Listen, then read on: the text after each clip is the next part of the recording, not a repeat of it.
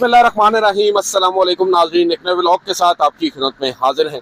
नाज़रीन, हम इस वक्त जैसा कि आप देख सकते हैं सुप्रीम कोर्ट ऑफ पाकिस्तान में है। मौसम बड़ा प्यारा है और आज रोज़ा भी है। आज की इस वीडियो में हम बात करेंगे सबसे पहले तो इस्लामाबाद हाई कोर्ट के उन 5 जजेस साहिबान की जिन्होंने सुप्रीम कोर्ट से रुजू कर रखा है। अब खबर ये आई है कि उन 5 जजेस साहिबान की दरख्वास्त पर नंबर लग चुका है, यानी उनकी दरख्वास्त पर एतराज़ात आयद नहीं किए गए। ये बड़ी अहम पेश रफ्त डेवलपमेंट है। दूसरी जानिब हम देख रहे हैं कि आइनी बेंच में भी तोसी की जा रही है। 13 जजेस अब आइनी बेंच में बैठेंगे। इसके अलावा अब हम देख रहे हैं कि साबिक चीफ जस्टिस जनाब काजी फायज ईसा, जो कि इस सदी के बड़े एक अजीम जज रहे हैं, अब हालत ये आन पहुंची है कि उन्हीं की अदलिया के कुछ जजेस साहिबान जो हैं उनका तमस्खुर उड़ाने लगे हैं, उनके फैसलों का मजाक उड़ाने लगे हैं। इन तमाम तर बातों पर, इन तमाम तर खबरों पर आज हम यहाँ पर बात करेंगे और मेरे साथ मौजूद होंगे जनाब सीनियर जर्नलिस्ट मतीउल्लाह जान और साकिब बशीर साहब। और आप देख सकते हैं कि माइक एक नहीं बल्कि 3 हैं और रोज़े की हालत में फैसला ये हुआ है मुतफ़िका तौर पर कि एक ही व्लॉग किया जाएगा। तो बहुत बहुत शुक्रिया साकिब बशीर साहब, मतीउल्लाह जान साहब। सबसे पहले तो मतीउल्लाह जान साहब, हमने देखा है कि अभी रिसेंटली 5 जजेस जो इस्लामाबाद हाई कोर्ट के हैं उन्होंने एक दरख्वास्त दायर की थी उस आप कह सकते हैं सीनियरिटी लिस्ट के अगेंस्ट जो सरफराज डोगर साहब के आने के बाद आई, और कहा यह जा रहा था कि बज़ाहिर ये दरख्वास्त जल्द समाअत के लिए मुकर्रर नहीं होगी, मगर अब नंबर लग चुका है। ये बड़ी अहम पेशरफ्त है। आप इसको कैसे देखते हैं और किस तरफ जाता देख रहे हैं? देखिए, मैं समझता हूँ ये इस्लामाबाद हाई कोर्ट के 5 मुअज़्ज़ज़ जजेस की बड़ी कामयाबी है कि उनकी आइनी दरख्वास्त पे नंबर लग गया। तो मौजूदा दौर में ये बहुत बड़ी कामयाबी मतलब कि वो अब लाइन में लग गए हैं इंसाफ लेने के लिए और सुप्रीम कोर्ट ऑफ पाकिस्तान से, क्योंकि यहाँ पे तो बड़े बड़े साइलिन जो है बेचारे नंबर के इंतज़ार में गुजर भी जाते हैं और उनका नंबर नहीं आता, उनकी बारी नहीं आती। तो ये एक अच्छा शुगन है, अच्छी इब्तदा है कि कम से कम रमज़ान के मुबारक महीने में जो है वो अब उन जजेस के जो आइनी दरख्वास्त हैं उनकी समाअत होगी। अब दूसरा मरहला ये है कि देखना ये है कि अब कौन से बेंच के सामने ये दरख्वास्त जाएगी। देखें, बज़ाहिर तो ये आइनी दरख्वास्त है और आइनी बेंच के सामने जानी चाहिए और जाएगी भी आइनी बेंच के सामने, जैसा कि 26वीं आइनी तरमीम में फरमाया गया है। तो अब ये आइनी बेंच की तादाद भी 13 होगी। तो अब 5 जजेस हाई कोर्ट का जो केस है, क्या वो 13 जजेस पर मुश्तमिल आइनी बेंच सुनेगा या 8 जजेस पर मुश्तमिल बेंच सुनेगा? तो देखिए, 13 तो नहीं हो सकते ना। आमिर फारूक साहब भी हैं। हाँ, तो आमिर फारूक साहब का ही तो फैसला यहाँ पर इंडायरेक्टली चैलेंज हुआ है ना। तो 12 हो जाएंगे। सवाल ये है ना कि 12 हो जाएंगे। हो सकता है आमिर फारूक साहब कहेंगे मैं तो इसमें कोई फरीक नहीं हूँ, मैंने कोई वो नहीं, हालांकि उन्होंने ही नोटिफिकेशन जारी किया था सीनियरिटी का, फैसला भी वही देकर आए। हाँ, वही देकर आए। ट्रांसफर भी उन्होंने किए हैं फुल फ्लैज, मतलब उनका पूरी आखिरी 15 दिनों में पूरा हुलिया इस्लामाबाद हाई कोर्ट का उन्होंने तब्दील किया है और बड़ी एक साल का गुस्सा उन्होंने निकाला है। तो मेरे ख्याल में आमिर फारूक साहब जो है वो तो इस बेंच में ना भी हुए, तो सवाल फिर भी रहेगा कि कौन से वाला बेंच सुनेगा, 7 रुकनी सुनेगा या 12 रुकनी सुनेगा या कितने जजेस होंगे।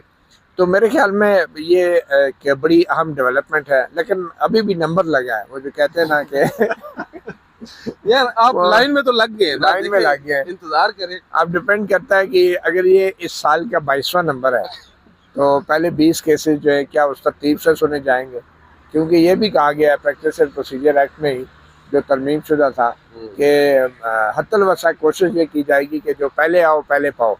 तो जजेस अगर लेट आए तो उनको लेट इंसाफ मिलेगा। और क्योंकि मेरे ख्याल में अब अगर ये आइनी बेंच जल्दी इस पर बैठ जाता है रमज़ान के महीने में, तो फिर ये देखना होगा कि इमीडिएट रिलीफ क्या होगी, क्योंकि एक इमीडिएट रिलीफ भी मांगी गई है उसमें कि भाई ये जो नोटिफिकेशन जारी किया गया था चीफ जस्टिस आमिर फारूक की तरफ से वो उसको मुअत्तल किया जाए। उसकी वजह यह है कि उसी की बुनियाद पे जो है वो बेंचेस बनने, और सीनियर जज जो है आपको पता है वो सेंटर में बैठता है, बेंच की सरबराही करता है। तो अभी तक जस्टिस डोगर ने कोई ऐसा बेंच नहीं बनाया मेरे ख्याल में कि जिसमें कोई उनके साथ जो बेंच साकिब बता सकते हैं कोई ऐसा जज बैठा है जिसकी जो ट्रांसफ़र हुआ हो या اس کے علاوہ پرانے ججوں میں سے تو کوئی نہیں بیٹھا ہوگا. نہیں وہ ڈویژن بینچ جو ان کا ہے وہ اس میں جسٹس آصف ہیں جو ٹرانسفر ہو کے آئے ہیں. ابھی جو پرانے ججز ہیں ان میں سے کوئی بھی جج جو ہے ان کے ساتھ بینچ میں جو وہ نہیں بیٹھا کہ جس سے یہ اندازہ لگایا جائے کہ یہ معاملہ جو ہے وہ کس طرف جائے گا. جو آپ نے بات کی کہ یہ کب تک کیس سنا جا سکتا ہے, میرا خیال ہے قائم مقام چیف جسٹس کام کر رہے ہیں, ان کے حوالے سے جو قانونی یا آئینی سوالات تو موجود ہیں تو ان کو ایڈریس تو ہونا چاہیے. چاہے جائے کہ آپ جو ہے وہ کہیں کہ ٹھیک ہے 1 ماہ گزر گیا ہے تو 1 ماہ اور گزر جائے تو کوئی, کیونکہ 1 فروری کو یہ ہوا تھا نوٹیفیکیشن, تو آج جو ہے وہ 3 مارچ ہو چکی ہے تو 1 ماہ گزر گیا ہے.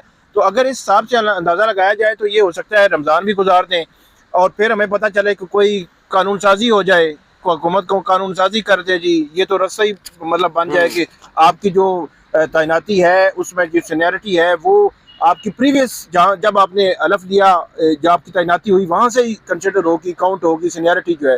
تو اس قسم کی اگر لیجسلیشن آ جائے تو وہ الگ سے سوالات کھڑے ہو جائیں. تو میرا یہ خیال ہے کہ آئینی بینچ کو ویسے اس کیس کو جلد سننا چاہیے اور رمضان میں سننا چاہیے اور اس کو ایڈریس کرنا چاہیے. یہ بڑے اہم, اور ایک اور جو چیز بڑی امپورٹنٹ ہے جس طرح آپ نے کہا لائن میں لگے ہیں, یہ ایک تاثر بھی بڑا عجیب ہے کہ وہاں پہ وہ سائلین کو انصاف دے رہے ہیں تو وہ سائلین جب ان کے سامنے کھڑے ہوتے ہیں تو وہ کہتے ہیں کہ یہ تو خود سائلین کی لسٹ میں آگے ہیں, لائن میں لگے ہیں. بلکہ وہ بڑا ایک لطیفہ سا کہ جو اسلام آباد کی ڈسٹرکٹ کورٹس ہیں وہاں کے جو ججز ہیں ان کی کوئی اسی قسم کی سینیرٹی کے معاملات, کوئی بہت سارے نا جو ٹرائبیونل بنا ہوا ہے اسلام آباد ہائی کورٹ کا, تو انہی جو ججز یہاں پہ سائل بن کے آئے ہیں وہ وہاں پہ ٹریبیونل میں ہیں اور جو ڈسٹرکٹ جوڈیشری ہے اس کی سینیرٹی کو دیکھ رہے ہیں, ان کے حوالے سے جو پٹیشنز ہیں ان کو دیکھ رہے ہیں. تو یہ ایک بڑی عجیب سی سچویشن ہے. اب وہ ایک مجھے کوئی کسی نے کہا کہ اب جو ہے وہ جو ججز ہیں اسلام آباد ہائی کورٹ کے 5 ججز یا جو اس بینچ میں ہیں ٹرائبیونل میں, ان کو سمجھ آئی ہوگی کہ سینیرٹی کا مسئلہ اگر آ جائے تو اس جج پہ کیا گزرتی ہے. بالکل یہی بات ہے.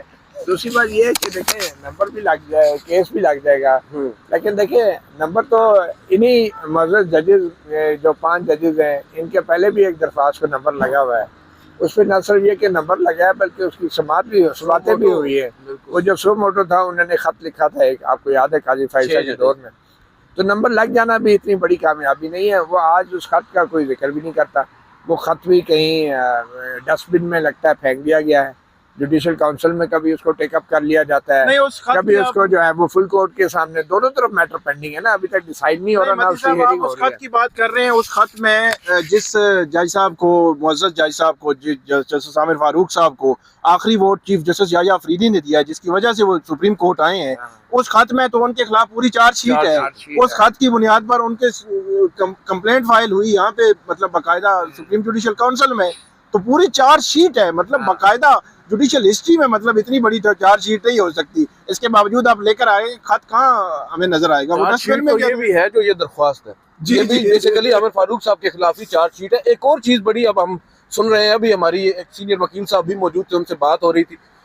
سینیورٹی کا مسئلہ تو اپنی جگہ پر قائم ہے اور یہ مسئلہ بظاہر اتنا جلدی حل ہوتا نظر نہیں آ رہا. اب حکومت سننے میں آ رہا ہے کوئی 27ویں ترمیم بھی لانے جا رہی ہے. یہ کیا چکر ہے سر؟ اب حکومت جو ہے اپنے ایک غلط کو صحیح کرنے کے لیے ایک اور غلط کرے گی, کیا ہو رہا کیا ہے؟ دیکھیں مجھے تو لگ رہا ہے کہ یہ آئینی ترمیم بھی اس طرح کی جا رہی ہے جس طرح کا کسی زمانے میں جنرل باجوہ کے نوٹیفکیشن تیار ہوتے تھے. پہلا بھی غلط ہو گیا, دوسرا بھی غلط, پتہ نہیں 3 یا 4 دفعہ تو جنرل باجوہ کی ایکسٹینشن کی نوٹیفکیشن, وہ بھی سپریم کورٹ میں بیٹھ کے, پھر وہ کہا گیا کہ جنرل باجوہ خود بیٹھ کے لکھواتے تھے, پھر بھی صحیح نہیں بنتا تھا. تو یہ آئینی ترمیم میں بھی اب تو نوٹیفکیشن والی اوقات ہی ہو گیا ہمارے آئین کی بھی, پارلیمنٹ کی بھی, حکومت کی بھی, کہ وہ آئینی ترمیم بھی ایسے ڈرافٹنگ ہوتی ہے, معلوم نہیں ہے کہاں پہ ہوتی ہے کہ ان کو پھر مزید ترمیم کی ضرورت ہے. مزے کی بات ہے وکلاء کے نام بھی آتے ہیں کہ فلاں وکلاء وکیل صاحب ہیں جی, ثاقب صاحب, انہوں نے یہ ڈرافٹ کیے. جب ان سے بات ہوتی ہے وہ کہتے ہیں بھائی میں نے نہیں کی, کوئی اور بھی نہیں کرتا. اچھا یہ سب سے بڑا ثبوت اس بات کیا ہے کہ یہ جو کہہ رہے ہیں 27ویں ترمیم آ سکتی ہے, کہ 26ویں آئینی ترمیم میں وہ لوگ تسلیم کرتے ہیں کہ بڑے نقائص سے اور اس میں بڑا ابہام ہے, اور اسی لیے 26ویں آئینی ترمیم کی سماعت کے اندر چیف جسٹس یحییٰ افریدی یا جسٹس امین الدین خان یا جسٹس جمال خان منتخیل یا جسٹس محمد علی مظہر, یہ جتنے بھی تاخیر کر رہے ہیں, اس سے تاثر یہی ملتا ہے کہ یہ معزز ججز بھی اعانت کاری کر رہے ہیں حکومت کی کہ ایک 27ویں ترمیم بھی لے کر آ جائے. کیونکہ جب 27ویں ترمیم آ گئی تو یہ 26ویں یعنی ترمیم کی درخواستیں بھی کسی حد تک انفیکچس غیر مؤثر ہو سکتی ہیں, انفیکچس ہو سکتی ہیں. تو تو ان ججز کو یہ 26ویں آئینی ترمیم کے اوپر جو جلد سماعت نہیں پہلے لگی نہیں، پھر اس کے بعد اب سماعت نہیں ہو رہی، تو اس سے تو یہی تاثر ملتا ہے کہ یہ ججز جو ہے اعانت کاری کر رہے ہیں حکومت کی کہ وہ پارلیمنٹ میں 27ویں آئینی ترمیم بھی لے کر آ جائیں۔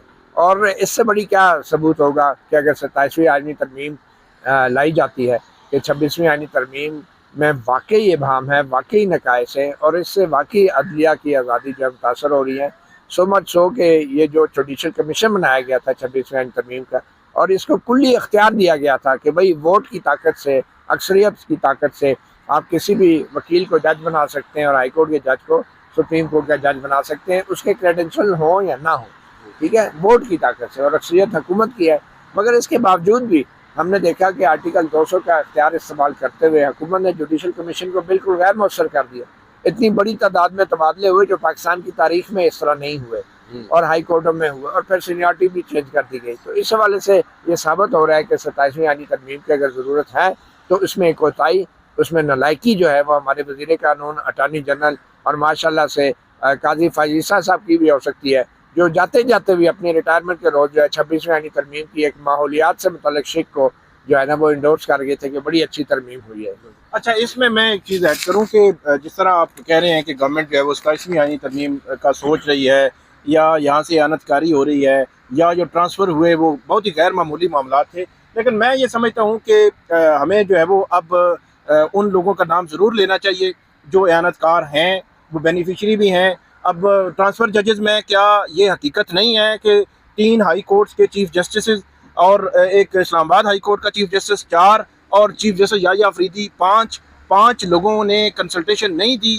کیا ان پہ ایک ہائی کورٹ میں 3 جج آ رہے تھے تو اس نے کہا لائیں جی، جو بھیج رہے تھے انہوں نے کہا بالکل ہم ایگری کرتے ہیں، جو اوپر بیٹھے ہوئے ہیں ان صاحب نے کہا کہ بالکل لائیں جی۔ تو میرا خیال میں اعانت کاری بڑی کلیئر کٹ جو ہے وہ نظر آ رہی ہے ہمیں۔ پھر آپ دیکھیں جوڈیشل کمیشن میں جو جب بات ہوتی ہے کہ پوری سپریم کورٹ کو آئینی بینچ ڈکلیئر کر دیں، مطلب ایک دفعہ کر دیں کہ 26ویں آئینی ترمیم جو سننی ہے، تو وہاں پہ مخالفت اگر حکومت کرتی ہے یا اٹارنی جنرل یا کوئی اور کرتا ہے تو کیا چیف جیسے یحییٰ افریدی اپنے ججز کے ساتھ کھڑے ہوئے؟ نہیں۔ کیا جیسے جمال خان مندوخیل یا جیسے زمین الدین خان، جو میں یہ سمجھتا ہوں کہ اب معاملہ عدلیہ کے اندر ہے، عدلیہ کے اندر بھی یہ سوچ نہیں ہے کہ یہ جو 26ویں آئینی ترمیم جو ہے ایک مخصوص سیکشن جو اس کا بینیفیشری ہے، اس 26ویں ترمیم کا جتنی قانون سازی ہوئی ہے، وہ بھی یہ کہہ رہا ہے کہ بات ٹھیک ہے نوکری کریں۔ ان کو بھی یہ احساس نہیں ہے کہ کہیں عدلیہ کی آزادی کمپرومائز ہو رہی ہے، حالانکہ ہمیں بالکل کلیئر نظر آ رہا ہے۔ اب تو اس طرح نظر آ رہا ہے نچلی جوڈیشری سے لے کر ٹاپ تک کہ آپ نے فیصلہ کرنا ہے، اس فیصلے کی بنیاد پر آپ کو پروموشن ہوگی۔ فیصلہ اگر حق میں ہوگا حکومت کی تو پروموشن ملے گی، اگر حکومت کی مرضی منشا کے مطابق ہوگا پروموشن ملے گی، اگر نہیں ہوگا تو نہیں ملے گی۔ سمپل سی بات ہے، یہ کرائٹیریا بن رہا ہے، بڑا خوفناک ہے یہ آزاد عدلیہ۔ آپ نے بات درست کی ہے، عدلیہ کے اندر سے جو کام ہو رہا ہے، دیکھیں کچھ ججز ہیں یا کچھ شخصیات ایسی ہیں جنہوں نے اپنے ایک پہیہ گوشت کے لیے پورے عدلیہ کی آزادی کے بکرے کو جو ہے ذبح کر دیا۔ اب سر یہاں پر ایک اور چیز جو ہم دیکھ رہے ہیں، اچھا میں ثاقب کی بات میں یہ ایڈ کرنا چاہتا تھا، پچھلے دنوں جو جوڈیشل کمیشن کے 9 منتخب رکن ہیں احسن بھون ایڈوکیٹ، جی تو وہ کمیشن کا انہوں نے پہلی بار اجلاس اٹینڈ کیا، اور اس میں یہ سپریم کورٹ میں جو آئینی بینچ میں ججز کو شامل کیا گیا، تو وہ ایک آئینی بینچ میں ہی آئے تھے۔ تو میں نے ان سے سوال کیا کہ آپ آئینی بینچ میں تشریف لائیں بطور رکن جوڈیشل کمیشن، تو کیا آپ جو ہے اس آئینی بینچ کے ججوں کی کارکردگی پہ بھی نظر رکھیں گے؟ کیونکہ اب تو جوڈیشل کمیشن کو اختیار ہو گیا ہے آئینی بینچ کے، بظاہر تو وہ ہائی کورٹ کے ججوں کے لیے ہے، لیکن پھر بھی ظاہری بات ہے اس میں کلیریفائی نہیں کیا گیا کہ آئینی بینچ جو ہے کوئی بھی جج اس کو ٹرانسفر بھی کیا جا سکتا ہے، اس کے خلاف 209 کا ریفرل بھی دائر کیا جا سکتا ہے۔ تو بہرحال اس کا انہوں نے جواب تو نہیں دیا، انہوں نے کہا نہیں میں تو ایک کیس کے اندر آیا تھا۔ مگر یہ سوال رہے گا کہ اتنا اہم جو ایک ووٹ سے جب ایک ہائی کورٹ کا چیف جسٹس سپریم کورٹ میں آ جاتا ہے یا سپریم کورٹ کا جج بن جاتا ہے کوئی بھی جج جو ہے، تو پھر وہ جوڈیشل کمیشن کا رکن جو ہے اس پہ تو میں سمجھتا ہوں کہ پریکٹس پہ بھی پابندی ہونی چاہیے۔ وہ کیسے جو ہے جو ججوں کو اپنے ہاتھ سے اپنی ووٹ سے ہائی کورٹوں میں اور سپریم کورٹوں میں لگاتا ہے جو ایک جوڈیشل کمیشن کا رکن، اس کو پریکٹس کی اجازت کیسے ہو سکتی ہے؟ اور میرے خیال میں، اور یہ پریکٹس کی بات اس لیے میں کہہ رہا ہوں کہ صرف چند ہی وکیل ہوں گے، ایک بندہ ہوگا، یا اگر کوئی پولیٹیکل پارٹی کی طرف سے آتا ہے تو اس پہ بھی پابندی لگنی چاہیے اگر وہ وکیل ہے تو۔ 2 یا 3 وکیل ہیں جوڈیشل کمیشن کے جو اس وقت عملی طور پہ اور تکنیکی اعتبار سے صرف ایک بار کونسل کا ممبر ہوتا ہے، یا پھر جو صوبائی ہائی کورٹوں میں تعیناتی کے لیے بار کونسل کے نمائندے ہوتے ہیں نامزد، ان پہ پریکٹس پہ پابندی لگا دینی چاہیے. یہ اتنی آسان بات نہیں ہے کہ، اور مجھے تو بلکہ پشاور ہائی کورٹ کے ایک ریٹائرڈ جج ملے مجھے ایک شادی پہ، میں نام نہیں لوں گا، ان کا یہ کہنا تھا کہ جس طرح سینٹ کے لیے ووٹوں کی کروڑوں روپوں کی خریداری ہوتی ہے اور ہارس ٹریڈنگ ہوتی ہے، اب تو یہ کام جوڈیشل کمیشن کے اندر بھی شروع ہو جائے گا جس طریقے سے. کیونکہ دیکھیں ایک ایک ووٹ جہاں پہ آپ کی قیمتی ہے، اور پاکستان میں ہائی کورٹ کا یا سپریم کورٹ کا جج جو ہے، ایک تو پہلے ہی ان کی تنخواہیں ماشاءاللہ اتنی ہیوی ہو گئی ہے، 28-28 لاکھ روپے ماہانہ، اوپر سے جو کیسز ڈیسائیڈ کرتے ہیں، تو کیا جو بندہ اپنی ووٹ کے لیے لابنگ کرے گا، جوڈیشل کمیشن کے ممبران کے پیچھے بھاگے گا، درخواستیں دے گا، فارم فل کرے گا، تو کیا وہ پیسے نہیں لگائے گا پھر اپنی اس نوکری کے لیے؟ مطلب جب آپ کو کہتے ہیں نا چوری کاک دیے ہوئے لاکھ دیے ہوئے، ایک دفعہ آپ نے چوری کر لی پھر آپ کا خوف تو اتر گیا، پھر تو آپ ہر وہ کام کریں گے کہ جس کے بنیاد پہ آپ کو جج لگایا جا سکے. تو یہ بڑا ہی ایک عجیب سچویشن ہوگی، اور میرے خیال میں جوڈیشل کمیشن کو اس حوالے سے کچھ اپنا ضابطہ اخلاق بھی بنانا ہوگا، کوڈ آف کنڈکٹ جس طرح ججز کا ہے، کیونکہ ججز ایک آئینی فورم ہے، اس کا ضابطہ اخلاق ہے. اسی طرح جو ہے جوڈیشل کمیشن اگر بن ہی گیا ہے، جو کہ میرے خیال میں اس کو ریورس ہونا چاہیے، لیکن اگر بن ہی گیا ہے تو کم از کم اس کا کوئی نہ کوئی ضابطہ اخلاق ممبران کے حوالے سے ضرور ہونا چاہیے. مثال کے طور پہ کہ جو جوڈیشل کمیشن کا رکن ہے وہ کسی بھی امیدوار کے ساتھ رابطے میں نہیں ہوگا، اس کا کوئی کمرشل یا شیئرنگ نہیں ہوگی، کوئی بزنس پارٹنرشپ نہیں ہوگی، کوئی اس کا رشتہ داری نہیں ہوگی. کیا یہ ضابطہ اخلاق میں چیزیں نہیں ہونی چاہیے کہ اپنے بھانجے بھتیجے بیٹے باپ چاچے مامے کو آپ جو ہے اگر خود نامینیٹ نہیں کر رہے تو دوسرے کو نامینیٹ کر رہے ہیں؟ کیا یہ ضابطہ اخلاق میں نہیں ہونا چاہیے کہ جس کو بھی نامینیٹ کوئی ممبر کر رہا ہے اس شخص کا جتنے بھی رشتہ دار ہیں جوڈیشری میں ان ساروں کو ڈکلیئر کرنا چاہیے اسے کہ میرا فلاں جج جو ہے فلاں کورٹ میں رشتہ دار ہے، فلاں آئینی عہدیدار ہے، فلاں پولیٹیشین ہے، فلاں گورنمنٹ کا منسٹر ہے. یہ ساری چیزیں ڈکلیئر کرنی چاہیے. اور کیا ان کے بچے اور بھانجے بھتیجے بھی جو ہے وکیل ہیں کہ نہیں؟ تو اس طرح کا ایک کانفلکٹ آف انٹرسٹ فارم جو ہے میں سمجھتا ہوں ضرور لانا چاہیے ضابطہ اخلاق کی شکل میں. اچھا، اس میں اس سے پہلے کہ ویڈیو ہم کنکلوڈ کریں، ایک چیز جو ہم دیکھ رہے ہیں، چھتری ہے. اچھا بہرحال یہ دیکھیں ثاقب بشیر صاحب کی کریٹیوٹی ہم انجوائے کر رہے ہیں. چلیں جی بس ذرا دیکھیے گا ہمارے کیمرے نہ اڑا دیں. نہیں یہ بٹن ہے نیچے، یہ بٹن ہے، یہ دیکھو کیا بات ہے. نیڑے ہو جاتا ہے. اچھا، اب ایک اور خبر جو ہم نے ڈسکس کرنی ہے، موبائل پہ اتنا مسئلہ نہیں ہوگا شاید. اچھا، ایک اور جو ہم نے خبر ڈسکس کرنا ہے وہ ہے سر، ہم اس وقت جہاں پر موجود ہیں ہمارے ساتھ ہی ایک مونومنٹ ہے جو جناب قاضی فائز عیسیٰ صاحب جاتے جاتے ایک تحفہ ہمیں دے کر گئے ہیں. اور اس مونومنٹ کے اوپر کیا کاسٹ آئی ہے، اس مونومنٹ کے اوپر کتنے اخراجات جو عام ٹیکس پیئر ہیں اس کی جیب سے گئے ہیں، پیسے گئے ہیں، یہ چیک کرنے والی بات ہے. اور اس میں ہم نے دیکھا ہے جی کہ سابق چیف جسٹس سے گلزار احمد صاحب، ان کے داماد ہیں اور بڑے نامور وکیل ہیں ابو ذر سلمان نیازی صاحب. انہوں نے سپریم کورٹ کے رجسٹرار آفس میں ایک درخواست دائر کی. انہیں کہا کہ بھائی ہمیں بتایا جائے اس پر کتنا ایکسپینڈیچر آیا ہے. اس پر ثاقب بشیر صاحب آپ بتائیے گا کیا اب تک پیش رفت ہوئی ہے. اور آج معاملہ سنا ہے لاہور ہائی کورٹ میں پہنچا جہاں پر جج صاحب نے الٹا قاضی صاحب کو آڑے ہاتھوں لے لیا. ایک تو جو ابو ذر سلمان خان نیازی ہے، انہوں نے یہاں پہ رجسٹرار سپریم کورٹ کو 1 یا 2 درخواستیں انہوں نے دیں. انہوں نے ریکویسٹ کی ان سے کہ ہمیں جو وہ معلومات دی جائے کہ اس مونومنٹ پر جو ہے وہ کتنا خرچہ آیا ہے اور کتنی لاگت آئی ہے. لیکن یہ ہے کہ رجسٹرار سپریم کورٹ کی جانب سے ایسی کوئی معلومات جو ہے وہ فراہم نہیں کی گئی. میرے خیال میں 1-1.5 مہینہ ہو گیا تھا ان کو یہاں پہ ان کو درخواست دیے ہوئے. اب چیف جسٹس یحییٰ آفریدی سے یقینی طور پر رجسٹرار نے پوچھا ہوگا کہ یہ معلومات دینی ہے یا نہیں دینی. اگر انہوں نے نہیں دی تو ان کی مرضی سے نہیں دی ہوگی. ایسا نہیں ہو سکتا کہ اتنے بڑے معاملے پر جو ہے وہ چیف جسٹس کو رجسٹرار نے نہ بتایا ہو. اب معاملہ لاہور ہائی کورٹ پہنچ چکا ہے اور لاہور ہائی کورٹ میں بڑی غیر معمولی سماعت ہوئی ہے آج. اور وہاں پہ جو جج ہیں شمس محمود مرزا، ان کی جانب سے ریمارکس بھی جو وہ سامنے آئے ہیں. اب اس میں رجسٹرار جو لاہور ہائی کورٹ کے ہیں انہوں نے اعتراض یہ لگایا ہے کہ رجسٹرار سپریم کورٹ کے خلاف پٹیشن فائل نہیں ہو سکتی. اب اس میں وہ ان اعتراضات کو سسٹین رکھتے ہیں، اگر تو ان کو ICA میں جانا پڑے گا یا سپریم کورٹ آنا پڑے گا. لیکن جو جج صاحب کے ریمارکس تھے وہ بڑے غیر معمولی جو ہمیں پتہ چلے ہیں. اور اگرچہ انہوں نے جس تناظر میں بھی جی کہے ہیں، لیکن اس کے باوجود کہ وہ بڑے انہوں نے کہا کہ جب ان کو حوالہ دیا گیا کہ قاضی فائز عیسیٰ جب یہاں پہ ایک کیس آیا تھا، ان معلومات مانگی گئی تھیں، اس معاملے میں یہ ہوا تھا کہ یہاں کے جو ملازمین ہیں ان کی کوئی معلومات تھی، تو وہ معلومات دے بھی دی گئی تھی اور فیصلہ بھی آیا تھا۔ اس فیصلے کا جب حوالہ دیا گیا تو جج صاحب نے یہ کہا کہ وہ بڑے معزز جج ہیں، میں ان کی جو ججمنٹ ہے وہ نہیں مانتا۔ اب اس کس لہجے میں بہت بڑے جج تھے، بہت بڑے اور معزز جو ہے، تو بڑے وہ تھے بڑے، تو اب وہ انہوں نے اس کی دیکھنا یہ ہے کہ اگر سسٹین رکھتے ہیں تو پھر ان کو یا تو سپریم کورٹ آنا پڑے گا، یہاں پر انٹر کورٹ اپیل دائر کرنی پڑے گی، ہائی کورٹ میں ہی۔ ہاں انٹر